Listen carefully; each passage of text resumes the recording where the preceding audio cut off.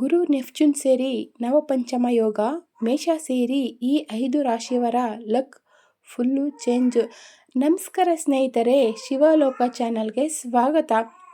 ಶುಭ ಗ್ರಹವಾದ ಗುರು ಮತ್ತು ನೆಪ್ಚೂನ್ ಗ್ರಹಗಳು ಪರಸ್ಪರ 120 ಡಿಗ್ರಿ ಹಂತದಲ್ಲಿ ಚಲಿಸುವ ಮೂಲಕ ನವಪಂಚಮ ಯೋಗದ ನಿರ್ಮಾಣವಾಗಿದೆ. ಈ ಶುಭಯೋಗದಿಂದಾಗಿ ಯಾವ 5 ರಾಶಿಗಳಿಗೆ ಸೇರಿದ ಜನರಿಗೆ ಎಲ್ಲವೂ ಶುಭವಾಗಲಿದೆ ಎಂದು ಇಲ್ಲಿ ತಿಳಿಯಿರಿ. ಜ್ಯೋತಿಷ್ಯ ಶಾಸ್ತ್ರದಲ್ಲಿ ಗುರುಗ್ರಹವನ್ನು ಜ್ಞಾನ, ಅದೃಷ್ಟ, ಮಕ್ಕಳು, ವಿವಾಹ, ಗುರುಕೃಪೆ ಇತ್ಯಾದಿಗಳನ್ನು ಪ್ರತಿನಿಧಿಸುವ ಗ್ರಹ ಎಂದು ಕರೆಯಲಾಗುತ್ತದೆ. ಹಾಗೆ ನೆಪ್ಚೂನ್ ಗ್ರಹವು ಆಧ್ಯಾತ್ಮಿಕತೆ, ಅಂತರ್ಜ್ಞಾನ, ಶೋಧ, ಕಲ್ಪನಾಶಕ್ತಿ, ರಹಸ್ಯ ಮತ್ತು ಜ್ಞಾನವನ್ನು ಪ್ರತಿನಿಧಿಸುವ ಗ್ರಹವಾಗಿದೆ.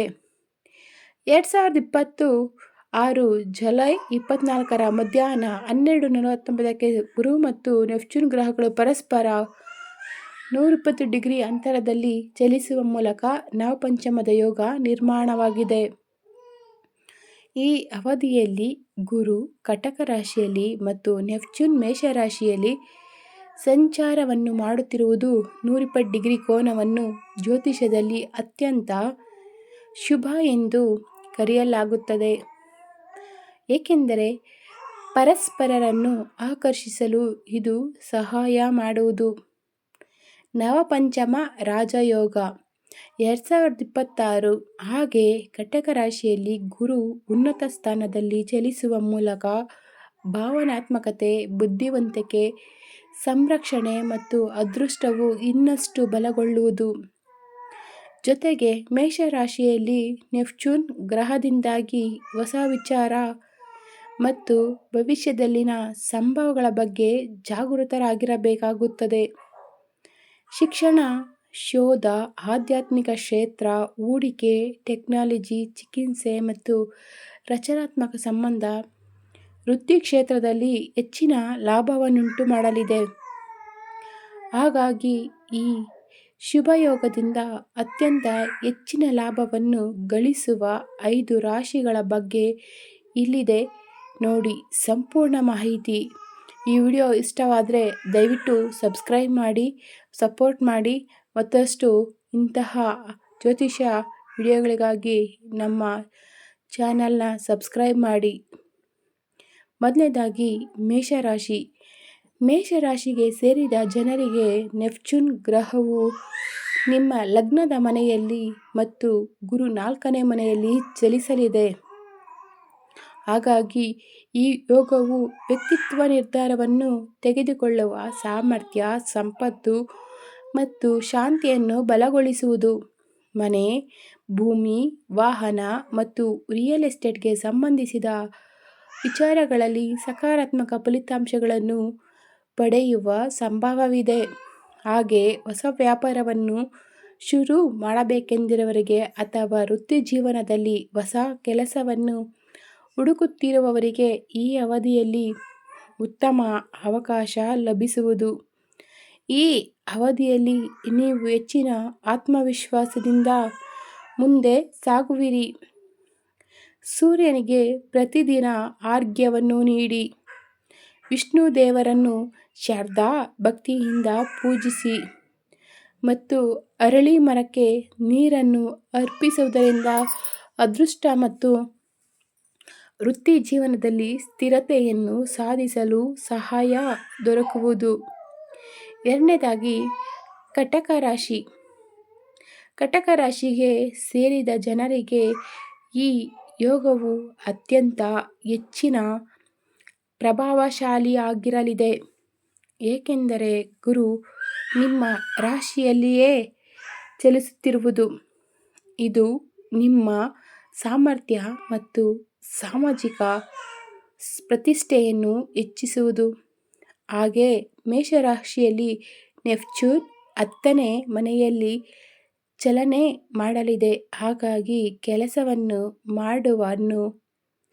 ಮಾಡುವ ಕಟಕ ರಾಶಿಯವರಿಗೆ ಉತ್ತಮ ಪದವಿ, ಹೊಸ ಜವಾಬ್ದಾರಿ, ಸರ್ಕಾರಿ ಕ್ಷೇತ್ರದಿಂದ ಲಾಭ ಮತ್ತು ವ್ಯಾಪಾರವನ್ನು ವಿಸ್ತರಿಸಲು ಉತ್ತಮ ಅವಕಾಶ ಲಭಿಸುವುದು. ನಿಮ್ಮ ಯೋಜನೆಗಳು ಮತ್ತು ಪ್ರಭಾವಶಾಲಿ ವ್ಯಕ್ತಿಗಳ ಸಂಪೂರ್ಣ ಬೆಂಬಲವನ್ನು ಗಳಿಸುವ ಪ್ರತಿದಿನ ವಿಷ್ಣುವನ್ನು ಶ್ರದ್ಧಾಭಕ್ತಿಯಿಂದ ಪೂಜಿಸಿ ಮತ್ತು ಓಂ ಬ್ರಂ ಬೃಹಸ್ಪತಿಯೇ ನಮಃ ಮಂತ್ರವನ್ನು 108 ಬಾರಿ ತಪ್ಪದೇ ಪಠಿಸಿ. ಹಾಗೆ ಗುರುವಾರದಂದು ಹಳದಿ ವಸ್ತ್ರವನ್ನು ದಾನ ಮಾಡಿದರೆ ಗುರುಗ್ರಹದ ಪ್ರಭಾವ ಇನ್ನಷ್ಟು ಬಲಗೊಳ್ಳುವುದು. ಎರಡನೇದಾಗಿ ಸಿಂಹರಾಶಿ. ಸಿಂಹರಾಶಿಗೆ ಸೇರಿದ ಜನರಿಗೆ ಗುರುಗ್ರಹವು ನಿಮ್ಮ ಜಾತಕದ 12ನೇ ಮನೆಯಲ್ಲಿ ಮತ್ತು ನೆಪ್ಚೂನ್ ನಿಮ್ಮ 9ನೇ ಮನೆಯಲ್ಲಿ ಚಲಿಸಲಿದೆ. ಹಾಗಾಗಿ ವಿದೇಶ ಪ್ರಯಾಣದ ಯೋಗ, ಆಧ್ಯಾತ್ಮಿಕ ಸಾಧನೆ ಮತ್ತು ಅಂತಾರಾಷ್ಟ್ರೀಯ ಕೆಲಸಗಳಲ್ಲಿ ಯಶಸ್ಸನ್ನು ಪಡೆಯುವ ಯೋಗವಿದೆ. ಹಾಗೆ ವಿದೇಶದಲ್ಲಿ ಕೆಲಸ ಅಥವಾ ಓದಿನ ಬಗ್ಗೆ ಯೋಚನೆಯನ್ನು ರೂಪಿಸುತ್ತಿರುವ ಈ ರಾಶಿಯವರಿಗೆ ಲಾಭ ದೊರಕಲಿದೆ. ಆಧ್ಯಾತ್ಮಿಕ ಕ್ಷೇತ್ರದಲ್ಲಿ ಹೆಚ್ಚಿನ ಆಸಕ್ತಿ ಹೆಚ್ಚಾಗುವುದು ಮತ್ತು ಅನುಭವ ಗುರುಗಳ ಮಾರ್ಗದರ್ಶನ ಲಭಿಸಲಿದೆ. ಗುರುವಾರದಂದು ಹಳದಿ ಹೂವನ್ನು ವಿಷ್ಣುದೇವನಿಗೆ ಅರ್ಪಿಸಿ ಮತ್ತು ಬಡ ವಿದ್ಯಾರ್ಥಿಗಳಿಗೆ ಪುಸ್ತಕವನ್ನು ದಾನ ಮಾಡಿ ಮತ್ತು ಗುರುಮಂತ್ರವನ್ನು ಪಠಿಸಿ. ಇದರಿಂದ ಈ ಯೋಗದ ಶುಭ ಪ್ರಭಾವ ಮತ್ತಷ್ಟು ಹೆಚ್ಚಾಗುವುದು. 4ನೇ ರಾಶಿ ವೃಶ್ಚಿಕ ರಾಶಿ. ವೃಶ್ಚಿಕ ರಾಶಿಗೆ ಸೇರಿದ ಜನರಿಗೆ ಗುರುಗ್ರಹವು ನಿಮ್ಮ ಜಾತಕದ 9ನೇ ಮನೆ ಮತ್ತು ನೆಪ್ಚೂನ್ ಗ್ರಹವು 6ನೇ ಮನೆಯಲ್ಲಿ ಸಕ್ರಿಯವಾಗಿರುವುದು. 9ನೇ ಮನೆಯಲ್ಲಿ ಚಲಿಸುವ ಮೂಲಕ ಗುರು ನಿಮ್ಮ ಅದೃಷ್ಟವನ್ನು ಹೆಚ್ಚಿಸುವುದರೊಂದಿಗೆ ಶಿಕ್ಷಣ, ವಿದೇಶ ಪ್ರಯಾಣ ಮತ್ತು ಗುರುಕೃಪೆಗೆ ಸಂಬಂಧಿಸಿದಂತೆ ಸಾಕಷ್ಟು ಶುಭಫಲಗಳನ್ನು ಗಳಿಸುವಂತೆ ಮಾಡುವುದು. ಸ್ಪರ್ಧಾತ್ಮಕ ಪರೀಕ್ಷೆ, ಸರ್ಕಾರಿ ಕೆಲಸ, ಉನ್ನತ ಶಿಕ್ಷಣ ಮತ್ತು ಧಾರ್ಮಿಕ ಕಾರ್ಯಗಳಲ್ಲಿ ಯಶಸ್ಸು. ವೃಶ್ಚಿಕ ರಾಶಿಗೆ ಸೇರಿದ ಜನರು ಈ ಅವಧಿಯಲ್ಲಿ ಯಶಸ್ಸು ಪಡೆಯುವ ಸಂಭವ ಬಹಳಷ್ಟು ಹೆಚ್ಚಾಗುವುದು. ಹಾಗೆ ಕೆಲಸದ ಸ್ಥಳದಲ್ಲಿ ನಿಮ್ಮ ವಿರೋಧಿಗಳ ವಿರುದ್ಧ ಜಯವನ್ನು ಗಳಿಸುವಿರಿ ಮತ್ತು ಸರ್ಕಾರಿ ಕೆಲಸಗಳಲ್ಲಿ ನೆಮ್ಮದಿ ದೊರಕುವ ಸಂಭವವೂ ಕೂಡ ಇದೆ. ಗುರುವಾರದಂದು ಬಾಳೆಗಿಡವನ್ನು ಶ್ರದ್ಧಾ ಭಕ್ತಿಯಿಂದ ಪೂಜಿಸಿ, ಬೇಳೆಕಾಳುಗಳನ್ನು ದಾನ ಮಾಡಿ ಹಾಗೆ ವಿಷ್ಣು ಸಹಸ್ರನಾಮವನ್ನು ಪಠಿಸಿ. ಇದರಿಂದ ಅದೃಷ್ಟದ ಸಂಪೂರ್ಣ ಬೆಂಬಲ ಪಡೆಯುವುದರೊಂದಿಗೆ ಸಾಕಷ್ಟು ಶುಭ ಫಲ ದೊರಕುವ ಪ್ರಬಲವಾದ ಸಂಭವವಿದೆ. ಈ 4ನೇದಾಗಿ ಕೊನೆಯ ರಾಶಿ ಮೀನರಾಶಿ. ಮೀನರಾಶಿಗೆ ಸೇರಿದ ಜನರಿಗೆ ಗುರುಗ್ರಹವು ನಿಮ್ಮ ರಾಶಿಯ ಅಧಿಪತಿಯಾಗಿದ್ದಾನೆ. ಹಾಗಾಗಿ ಈ ಅವಧಿಯಲ್ಲಿ ಗುರುಗ್ರಹವು ನಿಮ್ಮ ಜಾತಕದ 5ನೇ ಮನೆ ಮತ್ತು ನೆಪ್ಚೂನ್ 2ನೇ ಮನೆಯನ್ನು ಸಕ್ರಿಯವಾಗಿರಿಸುವುದು. ಹಾಗಾಗಿ ಈ ಯೋಗವು ಶಿಕ್ಷಣ, ಮಕ್ಕಳು, ಹೂಡಿಕೆ, ರಚನಾತ್ಮಕ ಕೆಲಸ ಮತ್ತು ಆರ್ಥಿಕ ಸ್ಥಿತಿಗೆ ಸಂಬಂಧಿಸಿದಂತೆ ಅತ್ಯಂತ ಅನುಕೂಲಕರವಾಗಿರುವುದು. ಈ ಸಂದರ್ಭದಲ್ಲಿ ಮೀನರಾಶಿಗೆ ಸೇರಿದ ವಿದ್ಯಾರ್ಥಿಗಳು ಸ್ಪರ್ಧಾತ್ಮಕ ಪರೀಕ್ಷೆಯಲ್ಲಿ ಯಶಸ್ಸನ್ನು ಗಳಿಸುವರು. ಷೇರು ಮಾರುಕಟ್ಟೆ ಮತ್ತು ದೀರ್ಘಕಾಲೀನ ಹೂಡಿಕೆಗೆ ಸಂಬಂಧಿಸಿದಂತೆ ಅನುಭವಿ ವ್ಯಕ್ತಿಗಳ ಸಲಹೆಗಳಿಂದ ಭಾರೀ ಲಾಭವನ್ನು ಗಳಿಸುವ ಸಾಧ್ಯತೆ ಇದೆ.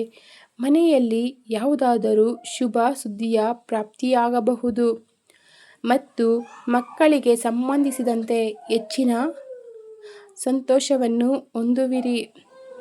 ವಿಷ್ಣು ದೇವರನ್ನು ಭಕ್ತಿಯಿಂದ ಪೂಜಿಸಿ, ಕೇಸರಿ ತಿಲಕವನ್ನು ಹಚ್ಚಿರಿ ಮತ್ತು ಗುರುವಾರದಂದು ಕಡಲೆಬೇಳೆ ಹಾಗೂ ಅರಿಶಿಣವನ್ನು ದಾನ ಮಾಡಿ.